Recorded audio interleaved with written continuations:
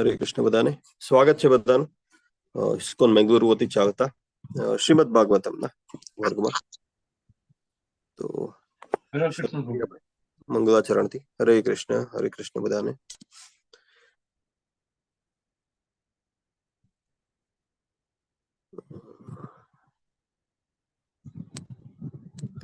આજે second સ્કંદનો 21st અધ્યાયનો 21st શ્લોક આપણે જોઈશું.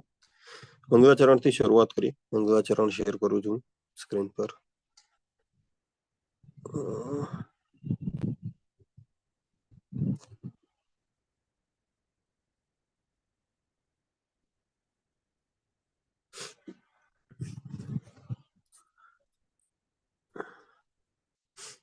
ઓકે, સ્ક્રીન દેખાય છે ને બધાને?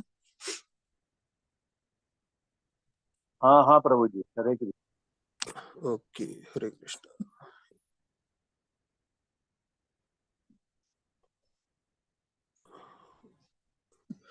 ओके, શરૂઆત કરણથી. ભગવત સેવા જે કરવા ભેગા થયા છે બધા, તો શિવ પ્રભુપાદની કૃપાથી આપણે ચાલુ કરીએ.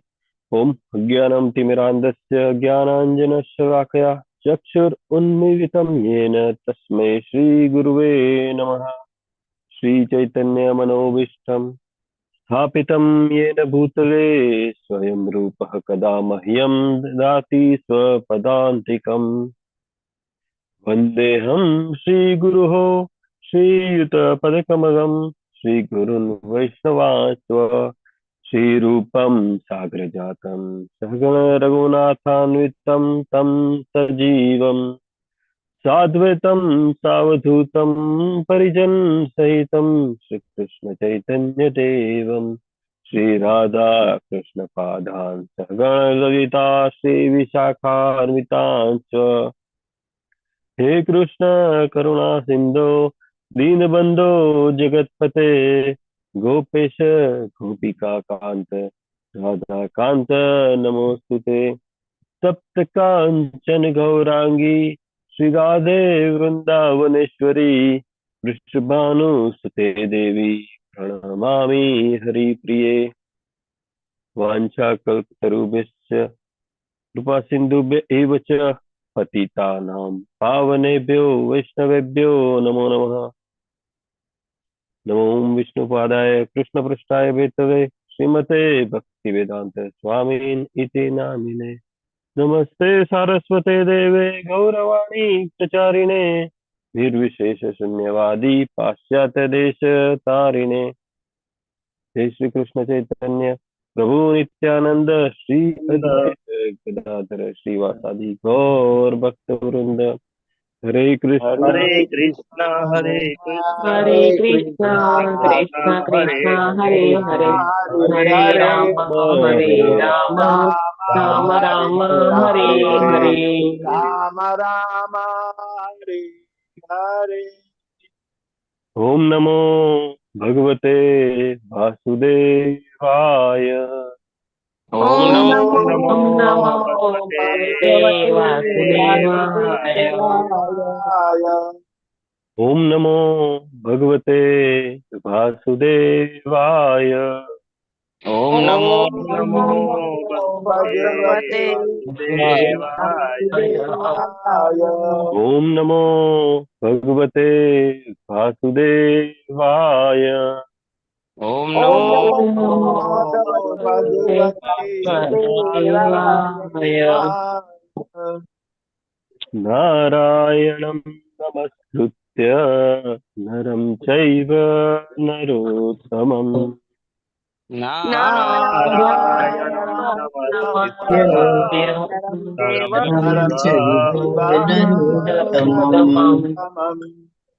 देवीं सरस्वतीं व्यासं ततो जयमुदीरये. देवीं सरस्वतीं व्यासं ततो जयमुदीरये. शृण्वतां स्वकथः कृष्ण पुण्यश्रवणकीर्तनः. श्रीमद्भगवतः कृष्ण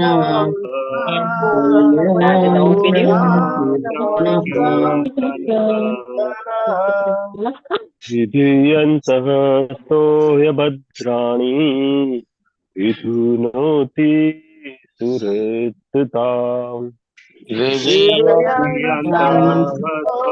भद्राणि विधुनोति सुहृष्टताम् नश्च प्रायेष्व अभद्रेषु नित्यं भागवत सेवया नष्टप्राणेषु अभद्रेषु नित्यं भगवत् सेवया भगवती उत्तमश्लोके भक्तिर्भवति नैष्ठिकी श्लोके भक्तिर्भवति नैष्ठिकी उत्तम श्लोक એવા ભાગવતમના શ્લોકોનું આપણે પઠન અને એની ટીકાઓની અંગે આપણા આચાર્ય અંગેની ચર્ચા કરવા આપણે ભેગા થયા છીએ. રોજ સવારે ભેગા થઈએ છીએ. તો એક મિનિટ બધાને ધન્ય છે. એ સમરીશ પ્રભુ જપા વોરિયર્સના નામ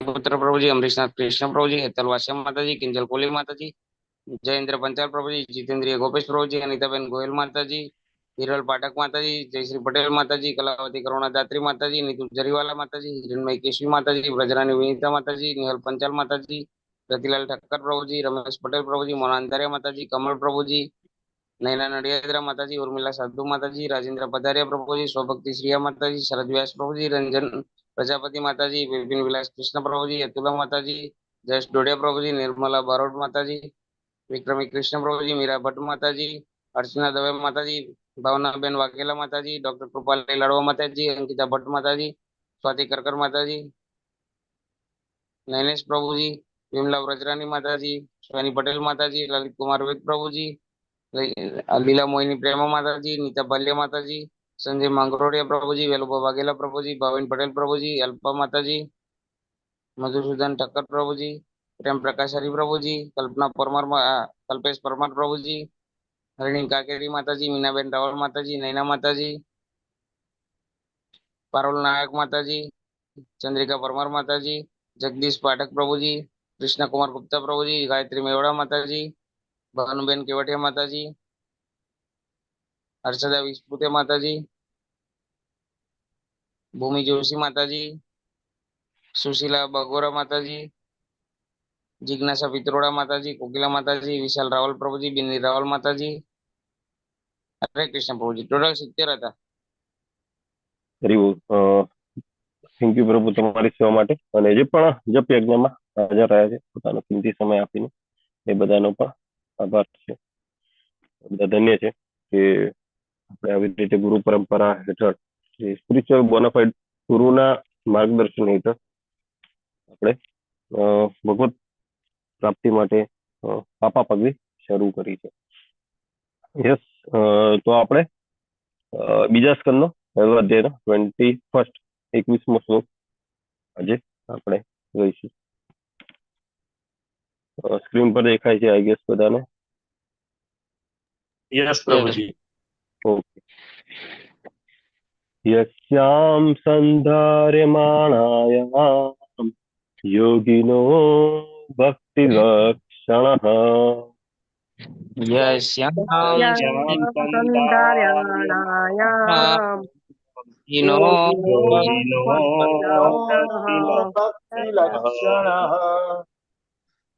आसु संपद्यते योग आश्रयं भद्रमीश्रितः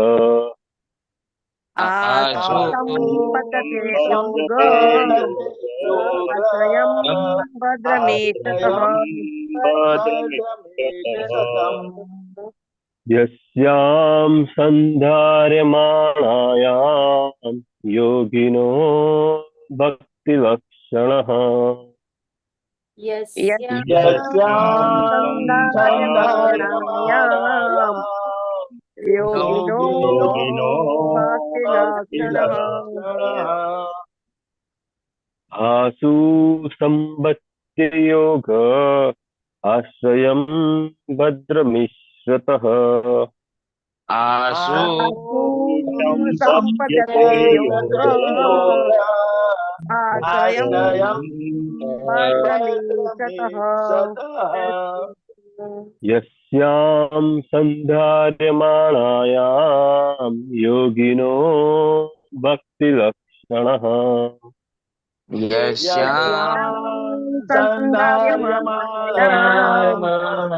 योगिनो आशु संबध्यते योग आश्रयं भद्रमिश्रितः आशु संपदते आश्रयं भद्रमीक्षतः यस प्रभु जी यस्यां सन्धार्यमाणायां योगिनो भक्तिलक्षणः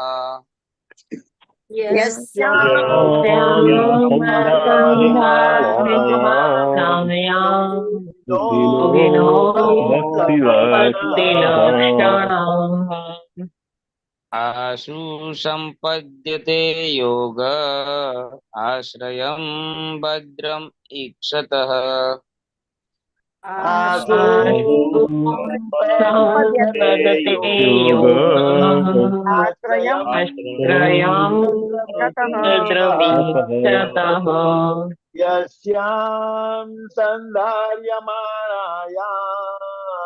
योगिनो भक्तिलक्षणः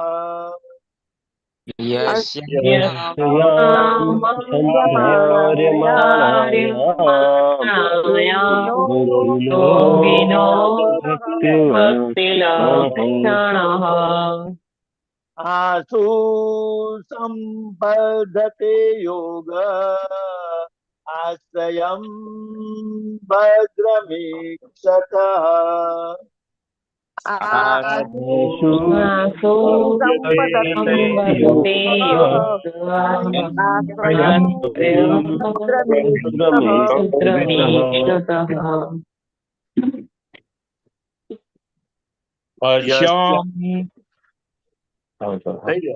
લઈ લ્યો પ્રભુજી અશ્યામ સંધાર્યમાણાયામ યોગિનો ભક્તિલક્ષણઃ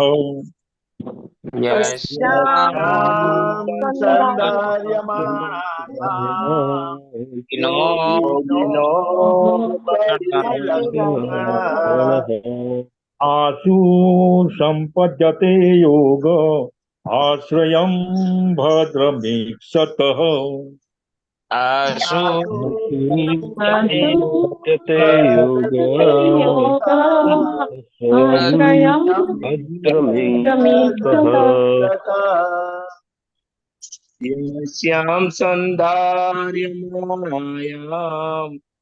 योगिनो भक्तिलक्षणः यस्यां सन्धार्यमाणायां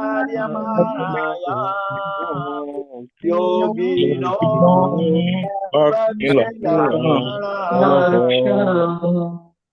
आसु संपद्यते योग आश्रय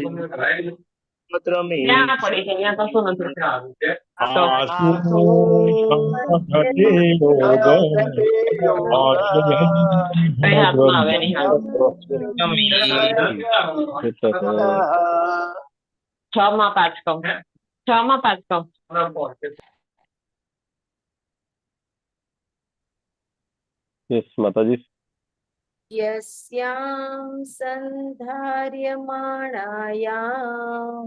योगिनो भक्तिलक्षणः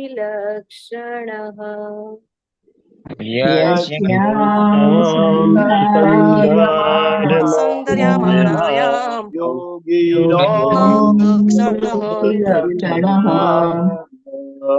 आशु सम्पद्यते योग आश्रयं भद्रमीक्षतः आशु सम्पद्यते विद्यते योग आश्रयम् आश्रयं भद्रमीक्षतः यस्यां सन्धार्यमाणायां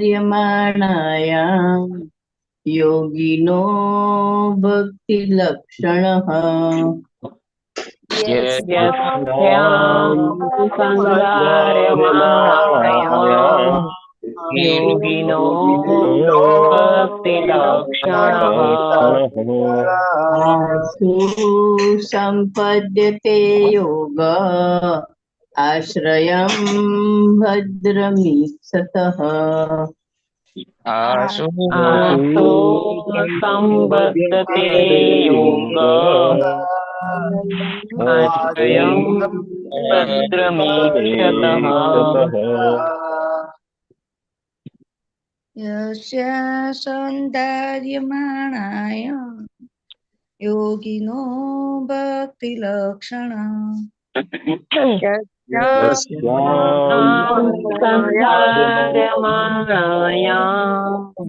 योगिनो भक्तिलक्षणः आशु सम्पद्यते योग आश्रयं भद्रमीक्षत आशु सम्पद्यते योग आश्रयं भद्रमीक्षतः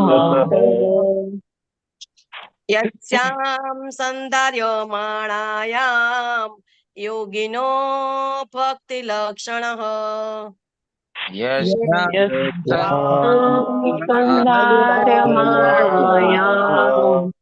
योगिनो भक्तिलक्षणः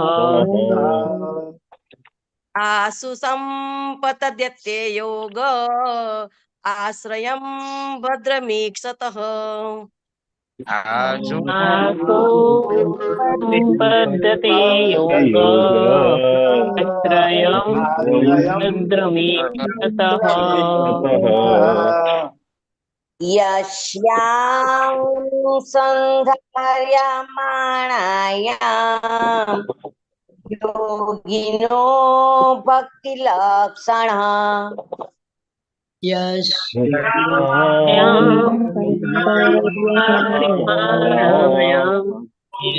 योगिनो भक्तिलक्षणः आसु सम्पद्ये योग आश्रयं भद्रमीशतः आशु सम्पद्यते योग आश्रयं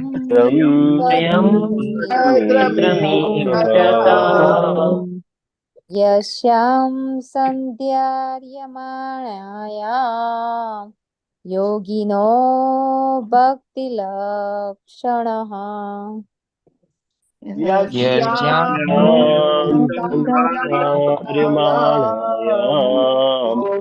योगिनो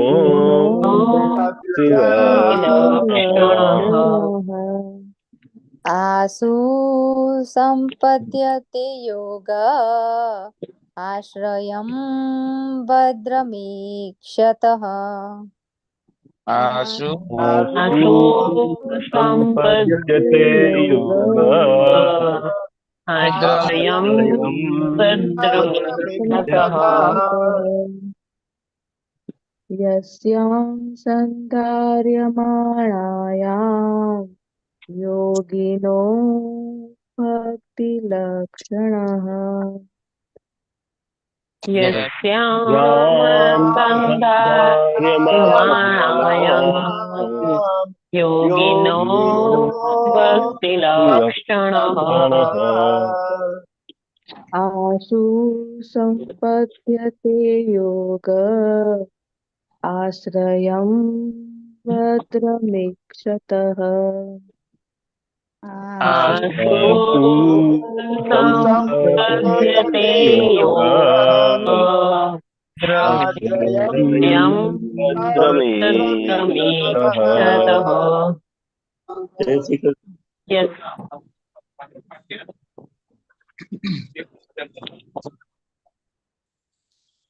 ઓકે શબ્દાર્થ જોઈશું. Yes. હરે કૃષ્ણ પ્રભુજી. યસ માતાજી પ્લીઝ હા, મારા શેર કરો કરો. હમ.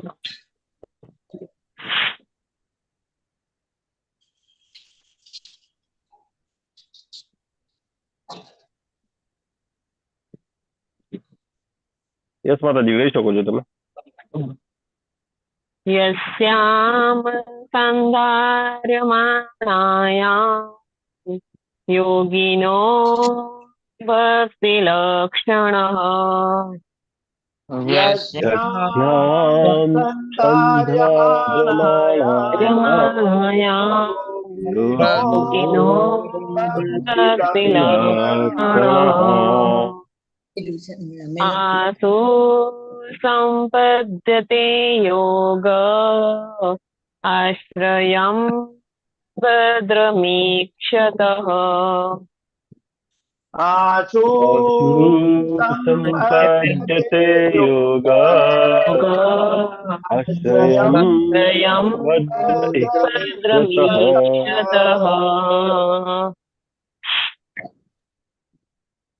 ઓકે શબ્દાર્થ તરફ આગળ વધીએ આપણે. શેર કરું છું.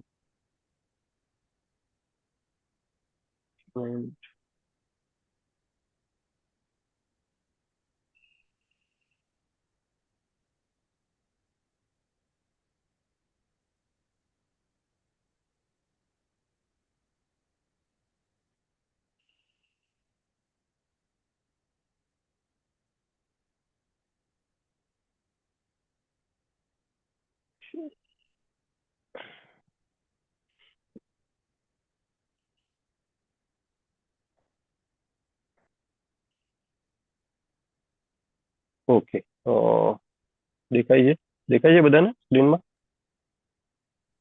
હવે આવ્યું. હા હા પ્રભુજી. દેખાય છે. શબ્દાર્થ જોઈએ આપણે. યસ્યામ આવા વિધિ પૂર્વકના સ્મરણથી સંયમથી સંધાર્યમાણાયામ અને આ પ્રકારના અભ્યાસમાં સ્થિર થઈને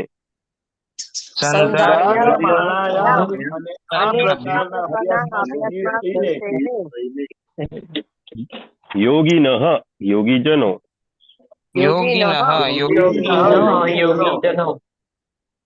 ભક્તિ લક્ષણ ભક્તિપરાયણ થઈને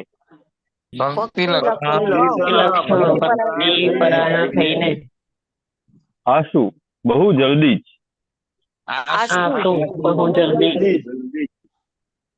સંપદ્યતે સફળ થાય છે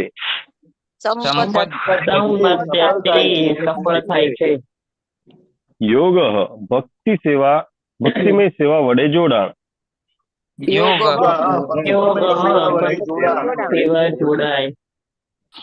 આશ્રયમ ના શરણમાં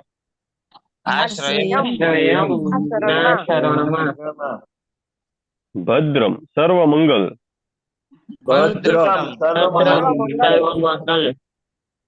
ઈક્ષત જે જોઈને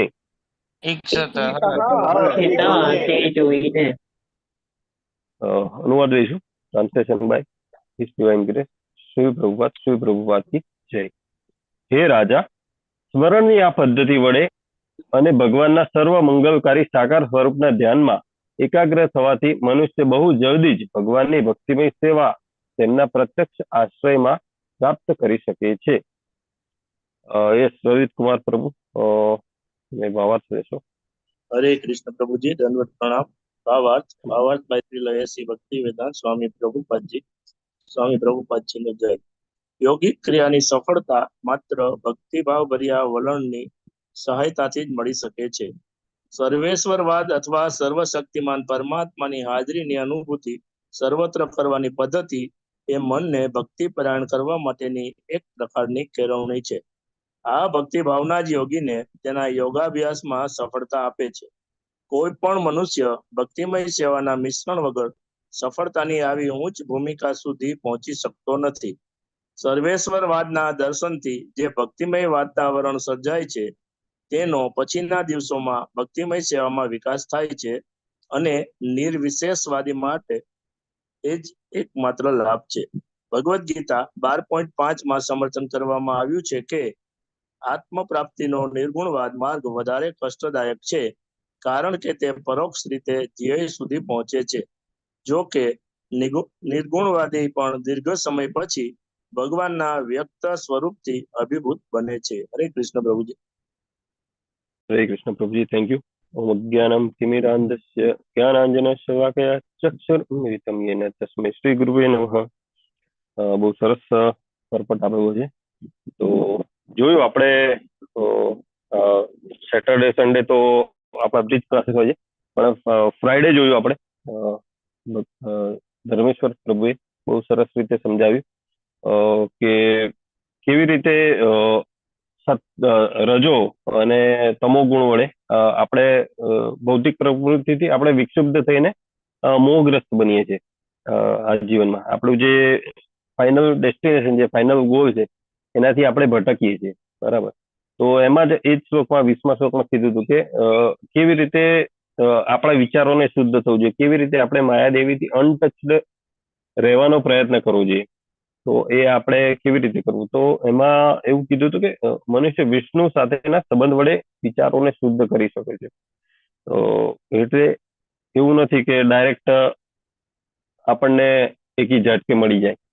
બરાબર. જે આપણો ગોલ છે, આપણે વિચારોથી પહેલા શુદ્ધતા થવાની છે. જે આપણે શૌચમ કહીએ છીએ ને, અભ્યંતર શૌચમ, એ આપણી આંતરિક શુદ્ધિ થાય. તો વિષ્ણુ સાથેના સંબંધ વડે આ વિચારોને શુદ્ધ થાય, અને મન જયારે શુદ્ધ થાય, વિચારો શુદ્ધ થાય, ત્યારે મન શુદ્ધ થાય, અને એનાથી જે દૂષિત કર્મ જે છે આપણા, જે ધોઈ નાખીને શાંત બનવાનો ટ્રાય કરે છે, એવું આપણે લાસ્ટ શ્લોકામાં જોયું હતું. તો બસ એનું એક્સટેન્શન જે આ શ્લોકાનું, ઇવન આખું ભાગવતમાં જ એક સાથે એકબીજા સાથે કોરિલેટ છે. મતલબ એના પરથી આપણને ખબર મળે કે રેગ્યુલરલી કેમ પઠન કરવું જોઈએ. બરાબર. વચ્ચેથી આવો તો પણ નો ડાઉટ આપણે લઈને તો બે હાથમાં લાડવા લઈને જ જવાના છે, પણ જો કન્ટિન્યુટી જળવાય તો આગળના શ્લોકથી સાથે આપણને જે પણ લિંકેજ મળે છે, તો એ લિંક બેસશે તમને કે કેવી રીતે આપણે સુખદેવ ગોસ્વામીએ પરીક્ષિત મહારાજને સમજાવ્યું. આપણને પણ એ જ રીતે બહુ સરસ રીતે મગજમાં એક સ્ટોરીની જેમ એક આપણે કહેતા હોય ને કે કોઈ પણ ભૌતિક જીવનમાં તમે મૂવી જોવા ગયેલા હોય પહેલા, તો પહેલા આ થયું, પહેલા આ થયું, આ થયું, તો એ રીતે આપણને સ્ટેજ વાઇઝ આપણને જે પણ આ ભાગવતમની જે કથા છે એ આપણને યાદ રહી શકે છે. તો નિત્યમ ભાગવત સેવાયા આપણે જેમ મંગળાચરણમાં આપણે રહેતા હોઈએ છીએ, એ રીતે ભગવાનમાં મન એકત્રિત કરવા, વિષ્ણુ સાથે સંબંધ બાંધવા માટે કહેવામાં આવે છે. એનાથી આપણી આધ્યાત્મિક આંતરિક શુદ્ધિ થશે અને મન શુદ્ધ થઈને દૂષિત કર્મનો નાશ થશે. તો આ શ્લોકમાં આપણને કીધું છે કે સંધાર્ય માણાયામ, આ પ્રકારના અભ્યાસમાં સ્થિર થઈને, જો આપણે હવે 20મો શ્લોક ના કર્યો હોય તો ખબર ના પડે કે કેવી રીતે કયા પ્રકારના અભ્યાસમાં સ્થિર થઈને. બરાબર. એના માટે કન્ટિન્યુટી જરૂરી છે. એના માટે રોજ નિત્યમ ભાગવતનું જે સેવા છે એ જરૂરી છે. તો આ પ્રકારનો અભ્યાસ એટલે કેવો અભ્યાસ? આગળ આપણે જોયું કે રજોગુણ અને તમોગુણથી બચવા, એનાથી અલિપ્ત રહેવા માટે આપણે આપણી મતિને વિષ્ણુમાં સ્થિર કરવાની છે. અને જે આપણે આગળ જે ડિસ્કસ કર્યું એવી રીતે આંતરિક આપણી શુદ્ધિ થશે, મન શાંત થશે, અને એનાથી મન વડે આપણે દૂષિત કર્મનો નાશ કરીશું. તો શું કહે છે કે હે રાજા, સ્મરણની આ પદ્ધતિ વડે અને ભગવાનના સર્વ મંગલકારી સાકાર સ્વરૂપના ધ્યાનમાં એકાગ્ર થવાથી, તો અહીંયા સાકાર જે ભક્તિ છે ભગવાનની, જે આપણે વિગ્રહ પૂજા કરીએ છીએ એને પણ, અને જે પણ ભગવાનના અલગ અલગ રૂપ છે આપણે જોતા હોઈએ છીએ, કે હમણાં 18 ડેઝમાં જોયું કે વિશ્વરૂપ સ્વરૂપ જોયું આપણે, નો ડાઉટ આપણે એને કાલ્પનિક રૂપ તરીકે ધારીએ છીએ, અને આપણે ડિસ્કસ પણ કરતા હોઈએ છીએ કે જે ભક્તિમાં મતલબ સ્ટાર્ટ કરેલી છે, મતલબ જે એટલા બધા પ્રોગ્રેસ નથી કરેલું, એમના માટે એ રૂપ જે કાલ્પનિક રૂપ છે એ એટ્રેક્ટ કરે છે. બાકી જે ભક્તિમાં ઉન્નત છે એમને જોઈએ છે શું, એમને શું આકર્ષિત કરે છે, તો ભગવાનનું દ્વિભુજ સ્વરૂપ. ઇવન લાસ્ટમાં અર્જુનજી પણ આપણને કહે છે ભગવદ્ ગીતાના તે અધ્યાયમાં કે આપણને શું જોઈએ, એમને શું જોઈએ એમ કરીને ઇનડાયરેક્ટલી આપણને ઈશારો કર્યો છે. બરાબર. તો સાકાર સ્વરૂપમાં ભગવાનને ભજવાનું કહેવામાં આવે છે અને એમાં ધ્યાન કરવાથી મનુષ્ય બહુ જ જલ્દી ભગવાનની ભક્તિમય સેવા અને પ્રત્યક્ષ આશ્રય પ્રાપ્ત કરી શકે છે. તો ભક્તિમય સેવા ના સ્ટેજીસ હોય છે અમુક, થોડા જોઈએ આપણે આગળ ડિસ્કસ કરીએ. તો એ સેવા કરીને આપણે ધીરે ધીરે આગળ વધવાનું છે, પોતાની જાતને સ્પિરિચ્યુઅલી અપલિફ્ટ કરવાની છે અને પ્રત્યક્ષ આશ્રયમાં પ્રાપ્ત કરવાનો છે. પ્રત્યક્ષ આશ્રય એટલે બધાને ખ્યાલ છે, હવે બધા રેગ્યુલર આવતા છે ક્લાસમાં તો બધાને ખ્યાલ છે. પ્રત્યક્ષ આશ્રય એટલે કયું સ્થાનની ચર્ચા કરવામાં આવી છે અહીંયા? કયું સ્થાન? સ્વર્ગ? કહેતા જજો મને, હું તો નાનો છું. ગોલોક વૃંદાવન ધામ. યસ, ગોલોક વૃંદાવન ધામ. પ્રત્યક્ષ આશ્રય ત્યાં છે કે જ્યાં ભગવાન ની પાસે, મતલબ જે વૈકુંઠમાં જે કામ હોય છે એમની પાસે ગદા નથી કે કોઈ શત્રુનો વિનાશ કરવો કે કાંઈ બીજું પણ નથી. એ ફક્ત મોરલી વડે પોતાની નિત્ય લીલામાં પ્રવિષ્ટ હોય છે. તો એમની સેવામાં પ્રત્યક્ષ આશ્રય, મતલબ 1 to 1, વાયા નહીં કે અહીંયાથી દેવી દેવતાથી આમ એમનાથી વાયા નહીં, ડાયરેક્ટ કોન્ટેક્ટ થવાની વાત છે. બરાબર. તો એ રીતે આપણી ભક્તિ સેવાને અપલિફ્ટ કરવાની વાત છે આપણે. તો જોઈએ આગળ આપણને કેવી રીતે છે કે યસ્યામ, તો વિધિપૂર્વક આગળ આપણને જણાવ્યું કે વિધિ કેવી રીતે ખબર પડે આપણને.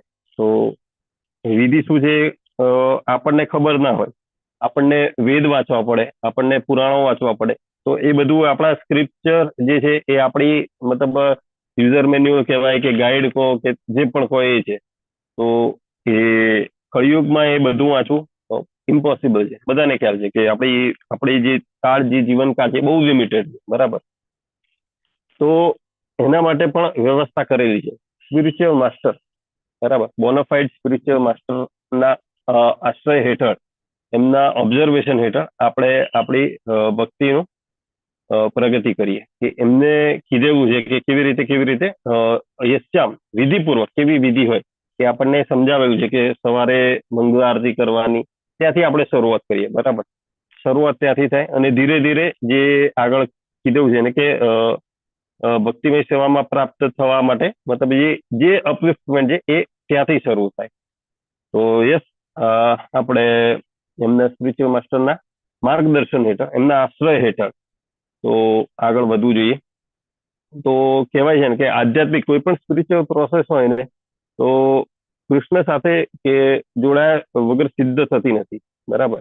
એ માની લો તમે ધ્યાન યોગ હોય, જ્ઞાન યોગ હોય, કે જે આ સર્વેશ્વરવાદની વાત થઈ છે કે બધા જ ભગવાન છે કે એ પણ કંઈ પણ હોય, એ સિદ્ધ ક્યારે થાય કે અંદર કૃષ્ણનું એટેચમેન્ટ, જે આપણે જોયું ને યોગ ભક્તિમય સેવા વડે જોડાણ. કોની જોડે જોડાણ? ભગવાન શ્રી કૃષ્ણ જોડે. બરાબર. તો એમનું ઇન્વોલ્વમેન્ટ હોવું જરૂરી છે.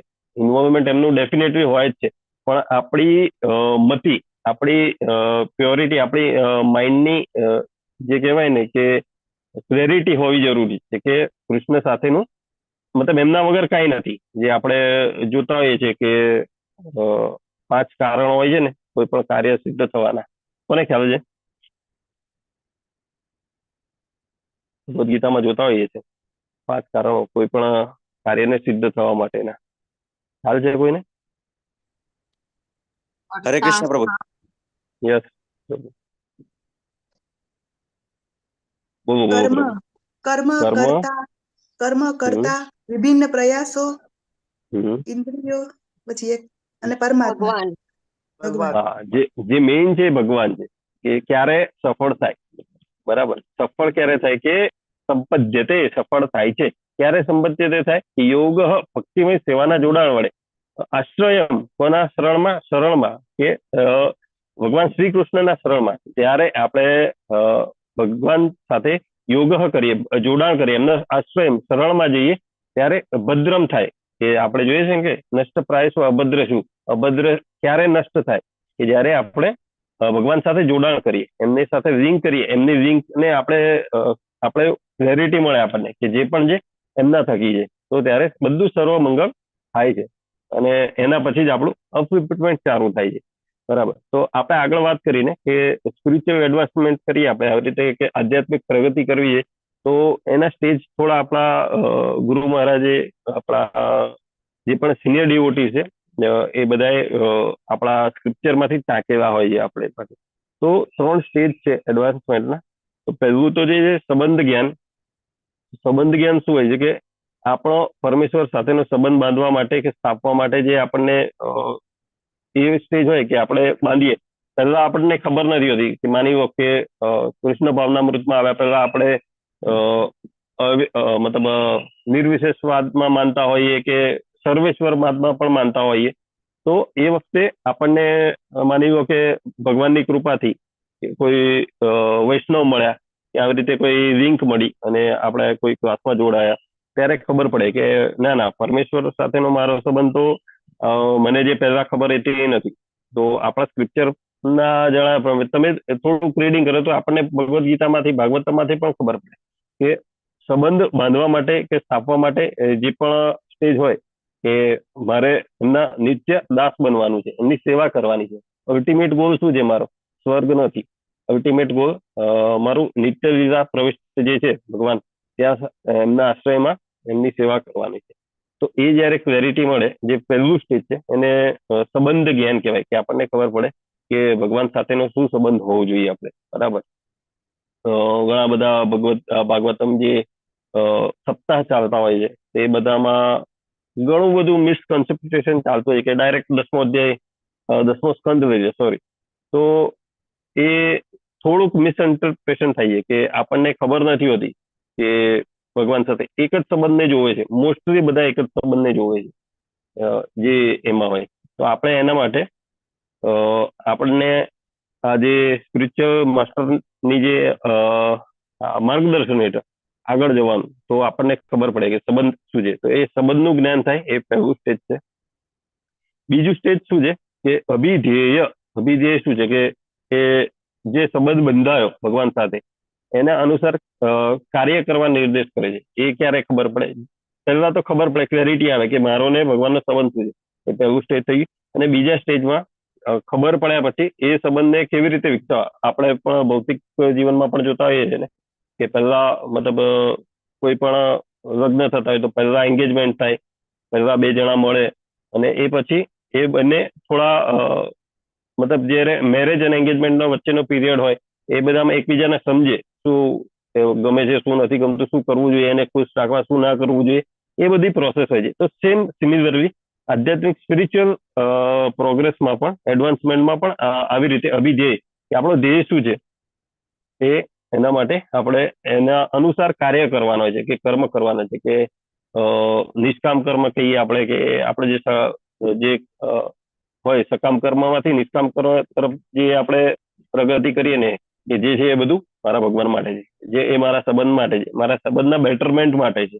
તો એ માટે અભિધેય સેકન્ડ સ્ટેજ છે એનો નિર્દેશ કરતો હોય છે. બરાબર. ત્રીજું સ્ટેજ શું છે કે પ્રયોજન. પ્રયોજન શું છે કે જીવનનું અંતિમ લક્ષ્ય કે પ્રયોજન, કે મારો ગોલ શું છે, તો એના પ્રત્યે વિકસિત કરવાનું છે. કે ખબર પડી ગઈ કે બીજા સ્ટેજમાં આપણને ખબર પડી કે કયું કયું કરવાનું, શું કરવાનું, ડૂઝ એન્ડ ડોન્ટ્સ આપણને ખબર પડ્યા. બરાબર. એ કર્યા પછી પણ તમે બીજે કશે પણ જાઓ ને, માની લો કે આપણને ભૌતિક ઉદાહરણ લઈ લઈએ તો અત્યારે ટ્રાફિક છે, આપણને ખબર છે કે લાલ સિગ્નલ પર રોકાવાનું, ગ્રીન સિગ્નલ પર જવાનું, તો એ બધું ખબર હોય છે ખરું. ડેફિનેટલી આપણને ડૂઝ ડોન્ટ્સ ખબર પડી ગયા, પણ પ્રયોજન એનું ઇમ્પ્લિમેન્ટેશન થવું જોઈએ કે લક્ષ્ય શું છે, તો એના માટે તમારે કાંઈક એફર્ટ કરવો પડે. બરાબર. કે રોકાવાનું છે તો બરાબર છે, ખબર છે ને પછી ટ્રાફિકનું સિગ્નલ તોડીને જતા રહે તો કાંઈ મતલબ નથી. બરાબર. એ આપણું અભિધેય પર જ આવીને અટકી જાય. એ એડવાન્સમેન્ટ પછી આપણને આગળ થાય નહીં. તો જે પણ ડૂઝ અને ડોન્ટ આપણને જ્યારે પણ તમે ઇનિશિએશન હો છો, તમને શું કરવાનું, 4 નિયમો પાળવાના, આ તે બધું કહે છે, તો એ બધું તમે નથી કરતા તો એ તમારું મતલબ તમને ખબર છે પણ તમે નથી કરતા, તો એનું પ્રયોજન, તમારું જે જીવનનું ધ્યેય છે એ પૂર્ણ થતું નથી. બરાબર. તો આ પ્રયોજન એ સ્ટેજ છે કે એ થોડોક લોંગ પીરિયડ છે. લોંગ પીરિયડ તો આમ તમે કમ્પેરેટિવલી જોવા જાઓ તો કાંઈ નથી, કેમ કે બધાને ખબર છે કે 50-60 મતલબ એ જે રેશિયો જે છે 100 થી 90, 80, 70 અત્યારે ઓછો આવતો રહે છે જે હ્યુમન લાઈફનો, બરાબર. તો એ વિકસિત કરવાનું જે સ્ટેજ છે થોડુંક લાંબુ હોય છે કે આપણને એની પ્રેક્ટિસ કરવાની હોય છે. જે પણ કીધેલું છે એની પ્રેક્ટિસ કરવાની છે. કે કેવું કે અત્યારે બધાને ખબર છે કે ગુજરાતી ટીમમાં આપણે જોઈએ છે કે મંગળા આરતીમાં બધાને ખબર છે કે સવારે 4:30 ભગવાનને ઉઠાડવા જવાનું જ છે, બરાબર. તો જોતા હોઈએ છીએ આપણે કે ઘણા બધા ભગવાનના મંગળા આરતીમાં આવતા હોઈએ, પછી જપવામાં આપણને ખબર છે શું ડૂઝ કરવાનું છે. તો આપણને ભગવાનના નામ જપમાં ઇન્ટરેસ્ટ હોવો જોઈએ. ભગવાનના નામ અને ભગવાનમાં કાંઈ ફરક નથી, આપણે સાંભળતા હોઈએ છીએ આપણા સિનિયર ડિવોટીસ દ્વારા, બરાબર.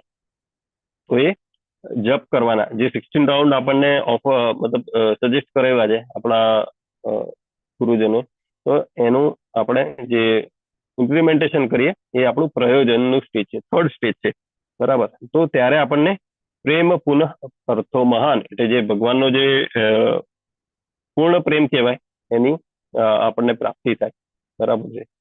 તો આ હરિનામનું ગ્લોરિફિકેશન કરતા હોય છે ઘણા બધા. આપણને ચૈતન્ય ચરિતામૃતમાં પણ જોતા હોય ચૈતન્ય મહાપ્રભુએ આખી એમની જે જીવન કહેવાય એ આપણા સામે ખુલ્લું મૂકેલું છે અવતાર લઈને અહીંયા, કે ભક્તિ કેવી રીતે કરવી જોઈએ, બરાબર.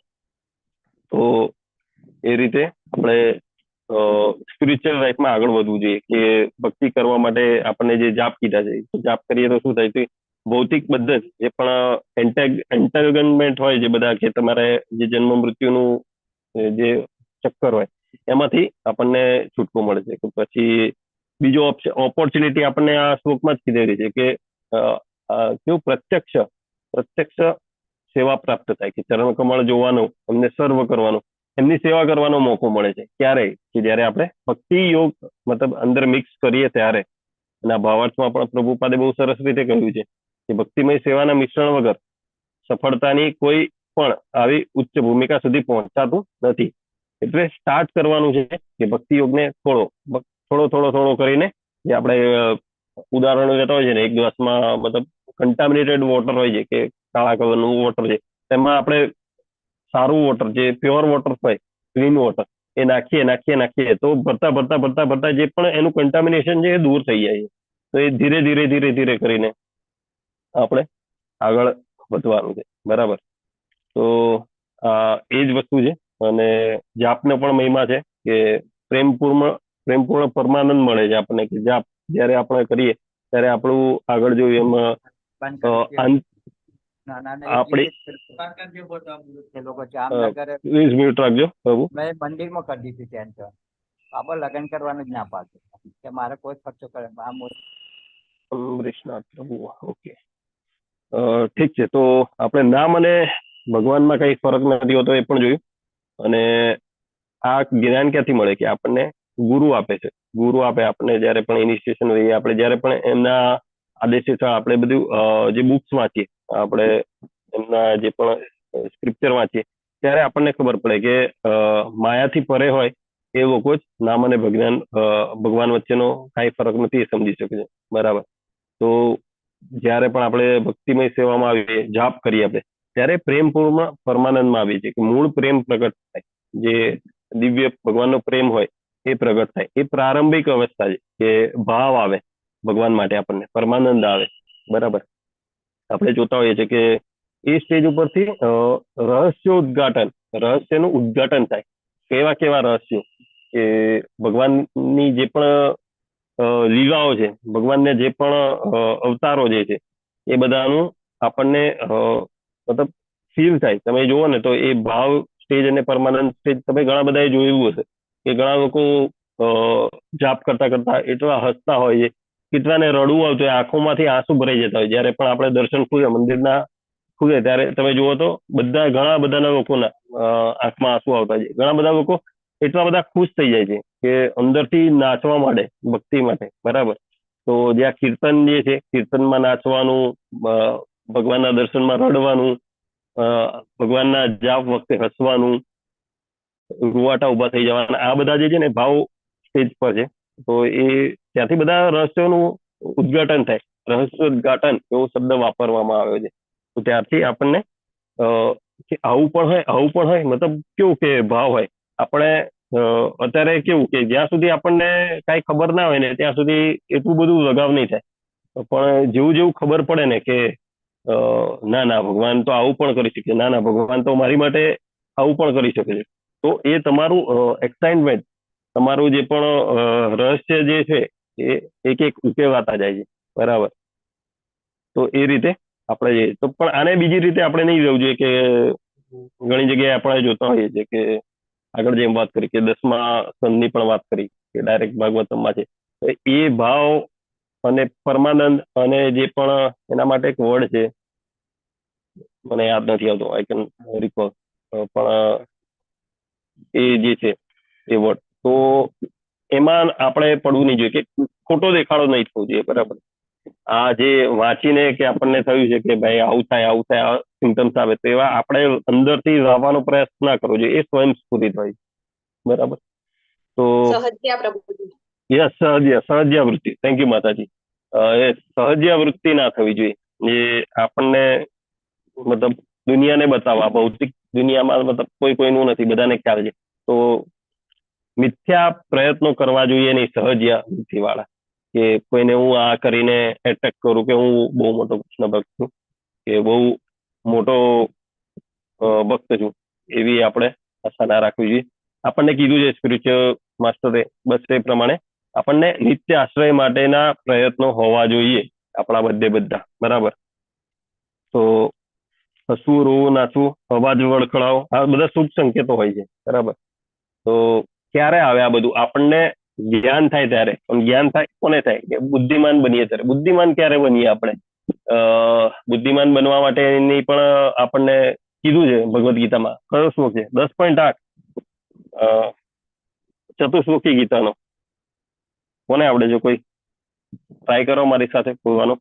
અહમ સર્વસ્ય પ્રભવો મતઃ સર્વ પ્રવર્તતે ઇતિ મત્વા ભજન્તે મામ ભૂધા ભાવ સમન્વિતઃ. તો ક્યારે આ ખબર પડે? આમાં શું કહે છે કે તેઓ મારી ભક્તિમાં પરોવાય છે અને સર્વથા અંતઃકરણ વડે મને ભજે છે. કોણ? કે જે સમજે કે હું બધા વિશ્વ મતલબ ભૌતિક વિશ્વનું અને સમસ્ત દિવ્ય તથા ભૌતિક વિશ્વનું કારણ છું. તો જ્યારે આ ક્લેરિટી મળે એને આપણે બુદ્ધિમાન કહેતા હોઈએ છીએ. બરાબર. કે એ બુદ્ધિમાન મનુષ્ય મને ભજતા હોય છે. તો એ રીતે આપણું ક્લેરિટી હોવી જોઈએ કે આપણે શું કરવાનું છે, આપણે ભજવાનું છે. આપણે કોઈની કોપી કે આપણે સેલ્ફ ગ્લોરિફિકેશન માટે કાંઈ આપણે એફર્ટ આપવાના નથી. કેમ કે જોયું આગળ આપણે પણ કે બહુ ઓછું જીવન છે આપણું, તો એમાં આપણે જે પણ એડી ચોટીનું જે બળ હોય એ વગાડવાનું છે. અને જે આશ્રયમ કીધું છે ને કે આશ્રયમ કરીને સર્વ મંગલ કરીને ભગવાનના આશ્રયમાં જવાનો ટ્રાય કરવાનો છે આપણે. બરાબર. તો આ છે આપણા સ્પિરિચ્યુઅલ માસ્ટર્સની આદેશો છે બધા. એ બધાએ કેવું કે આપણા માટે બધું જ ફિગર આઉટ કરીને રાખેલું છે કે માની લો કે તમે કાલે જ ભક્તિ શાસ્ત્રીની એક્ઝામ હતી, તો બધા કેટલા દિવસથી તૈયારી કરતા હતા ભક્તિ વૃક્ષામાં કે આ પૂછાશે, આટલી બધી નોટ, તે પણ જયારે એક્ઝામમાં આવી ત્યારે 10 ક્વેશ્ચન લખવાના હતા કે કેટલું કે આટલામાં પતી જાય આપણું. બરાબર ને? તો એ આપણને નિચોડ ક્યારે મળે? કે તમે જયારે એક્સપિરિયન્સ કરેલું હોય ત્યારે. હવે એક વખત તમે એક્ઝામ આપી, તો હવે તમને બીજી વખત આવે તો જે એક્ઝામનો ડર હતો હાવ એ જતો રહેશે. મતલબ કહેવાનો મતલબ શું છે કે આ બધું ક્યારે ખબર પડે? કે જયારે તમે બધું વાંચવું હોય ત્યારે. તો આ બધું સ્ક્રિપ્ચર ને બધું તો આપણા માટે ખબર છે, આપણને વાંચવાના નથી. તો જે પણ આપણા માસ્ટર જે છે, આપણા ગુરુ જે છે, એ બધા આપણને જે પીરસેવું છે એને આપણે એમના આદેશ અનુસાર આપણે આગળ ધીરે ધીરે પરફોર્મન્સ કરવાનું છે, જે સ્પિરિચ્યુઅલ એડવાન્સમેન્ટ માટે. બરાબર. આ ભાવ જે આપણે આગળ જોયા ભાવ, અને એ બધા ભાવ અને જે મિસ્ટિક પરફોર્મન્સ કહીએ ને કે બધી સિદ્ધિઓ, એ સિદ્ધિઓ ભક્તિ સેવાથી જ મળે છે. આવે જો કે ભક્તો આપણા વૈષ્ણવ આવી કોઈ સિદ્ધિઓની આશા રાખતા નથી. બરાબર. પણ એની બાય પ્રોડક્ટ હોય છે. આપણને ગોપાલ કૃષ્ણ ગોસ્વામી મહારાજની પણ બધાને ખ્યાલ છે કે એમના પણ સિદ્ધિ હતી, અને ઘણા બધા આપણા બધા જ ગુરુ મહારાજમાં કાંઈ ને કાંઈ સિદ્ધિ હોય છે, પણ એનો દેખાડો નથી કરતા હોતા, બરાબર? કેમ કે એની બાય પ્રોડક્ટ છે તેની કે ભક્તિમય સેવાની. જયારે ભક્તિમય સેવા કરે એ ક્યારે ભાવ ક્યારે આવે? તમે સુતા જ મંગળ આરતી કરતા હોય, જોતા હતા ને આપણે ગોપાલ કૃષ્ણ ગોસ્વામી મહારાજને, તો એ ક્યારે આવે? જયારે આપણે આખી જિંદગી આખું લાઈફ આપણું સમર્પિત કર્યું હોય કૃષ્ણ ભગવાનને, જે યોગ કર્યો છે આપણો યોગ કે કૃષ્ણ બધામાં વચ્ચે છે રહ્યા, તો ત્યારે આ બધું આપણનામાં થાય, બરાબર? તો ત્યારે આ બધા મિસ્ટિક પરફોર્મન્સ અને ભાવ પ્રગટ થાય, જે આપણે આગળ જોયું ને કે રહસ્ય ઉદ્ઘાટન, આ રહસ્યોનું રિવિલેશન થવાનું સ્ટાર્ટ ત્યારે થાય છે, બરાબર? તો લાસ્ટમાં પ્રભુપાદ પરપટમાં જણાવતા હોય છે કે જે અવ્યક્તવાદીઓ અને નિર્ગુણવાદીઓ હોય એમના માટે પણ આ પ્રોસેસ ફાયદાકારક છે. મતલબ એનો મતલબ એ નથી કે આપણે એ રસ્તા પર જવું, આપણને ડાયરેક્ટ શોર્ટકટ આપ્યો છે ભગવાને, બરાબર? ભક્તિ સેવાનો, ભક્તિમય સેવાની જે ભક્તિની સીડી જે છે આપણે જોતા હોઈએ છીએ, તો એ આપ્યો છે. તો એ ડેફિનેટલી અહીંયા આપણને રેફરન્સ આપ્યો છે કે એ લોકો પણ થોડા દૂર ફરીને જે સર્કલ, આપણે કેવું કે સર્કલ જે છે એ પૂર્ણ થઈને જે સ્ટાર્ટ પોઈન્ટ પર આવી જશે, મતલબ જે પણ એમનું જે આપણું ગંતવ્ય છે ને એમનું ગંતવ્ય છે સેમ થશે, પણ એ દીર્ઘ સમય લાગશે, બરાબર? તો જયારે એમને કેવું કે થોડુંક એન્વાયરમેન્ટ મળે ભક્તિમય સેવાનું, ભલે અવ્યક્તિ મતલબ જે નિર્વિશેષવાદી રહ્યા, પણ એમને થોડુંક જે એન્વાયરમેન્ટ મળે એ એન્વાયરમેન્ટ થી થોડી પ્યોરિટી થાય, બરાબર? અને એ લોકો દીર્ઘ સમય પછી ભગવાનના વ્યક્ત સ્વરૂપથી અભિભૂત બને છે, એમનાથી આકર્ષિત થાય છે અને એમના માટેના પ્રયાસો કરે છે. મતલબ એવું નથી કે એક જ જન્મમાં પોસિબલ છે, જન્મ લાગી શકે છે એના માટે, કે પાછલા જન્મમાં નિર્વિશેષવાદી હોય ને થોડીક માની લો કે કાંઈ નહીં તો થોડા અપરાધના ખાતે કોઈ ભક્તની સાથે તમે વિચારોની આપલે કરી કે ના આવું હોય આવું ના હોય, આવું હોય આવું ના હોય, અને એ મતલબ વિચારોની આપલે, મતલબ એ જે તમારી ચર્ચા થઈ એમાંથી પણ જે ભક્ત, જે વૈષ્ણવોમાંથી આપણા કાનમાં જે શ્રવણન થયું કે કંઈક બધે એક્સેપ્ટ કર્યું કે ના કર્યું એ 2 નંબરની વાત છે, પણ જે તમારા ચેતનામાં ગયું કે ભગવાન વ્યક્તવાદી છે, તો એ ચેતના જે આપણે ભક્તિવત્તા જે બીજનું જે વૃક્ષ જે છે એ દીર્ઘ સમય પણ એ ઉગશે, બરાબર? તો આ રીતે 12.5 નું પણ સમર્થન કરેલું છે કે 12.5 કહે છે ભગવાન કે એમના માટે બહુ દુષ્કર છે. કોના માટે? નિર્વિશેષવાદી માટે.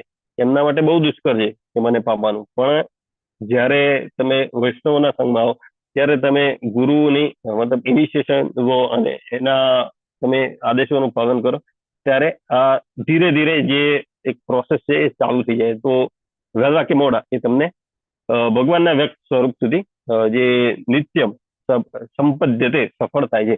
તો આ જે જર્ની છે એને સફળ કરવા માટે આ રસ્તો છે કે ભગવાનના જે વિષ્ણુના, જે કાલના શ્લોકમાં પણ જોયું કૃષ્ણના, માં આપણે સ્થિર થવું જોઈએ અને આપણું આધ્યાત્મિક પ્રગતિ કરવી જોઈએ. 7:59 થઈ છે. અહીંયા આપણે કન્ક્લુડ કરીશું. વાંછા કલ્પતરુભ્યશ્ચ કૃપા સિંધુભ્ય એવ ચ પતિતાનાં પાવનેભ્યો વૈષ્ણવેભ્યો નમો નમઃ.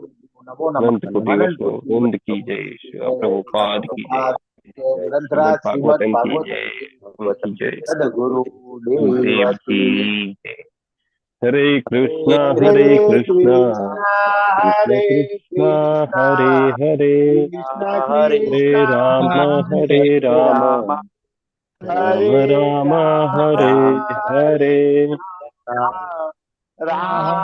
હરે કૃષ્ણ પ્રભુજી, દંડવત પ્રણામ. હરે કૃષ્ણ પ્રભુજી, બધાને દંડવત પ્રણામ. બધાને થેન્ક યુ.